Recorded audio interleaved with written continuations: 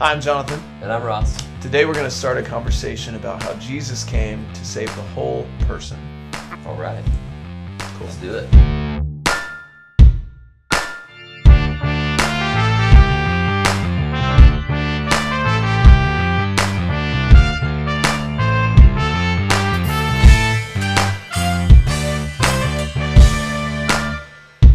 I want to talk about this idea of whole person. It's really important because if you don't have the whole mission in mind and you only have sort of what we talked about last time was this individual idea of the only thing that matters is the soul, or that Jesus just came because he wanted to forgive your sins so you could go to heaven.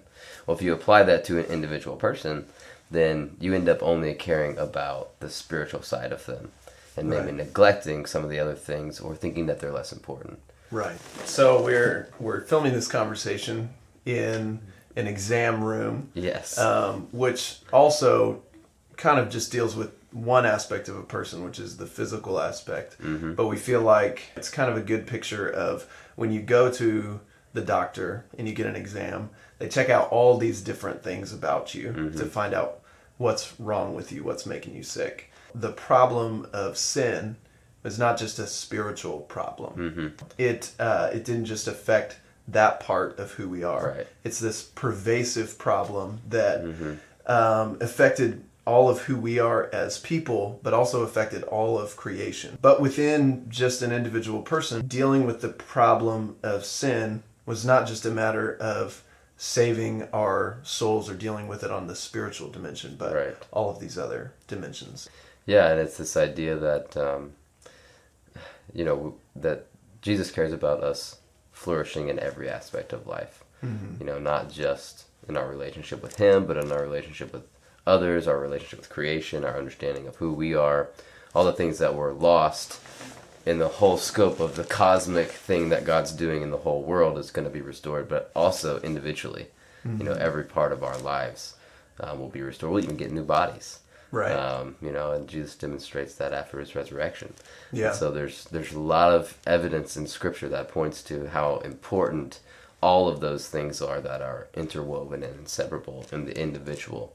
He cares about the whole person. Yeah, you mentioned the resurrection. Another aspect of that too is the incarnation. That's right. We're coming up on celebrating Christmas at the time that we're filming this, and it's all about this idea that God came in the form of a person, and so in doing that, he was kind of affirming and, making it clear that he was here to restore all aspects of humanity. Yep. He could have just come in some spiritual sense or, given us forgiveness in some spiritual way, but he came in this very physical way, and he lived a human life, a whole human life.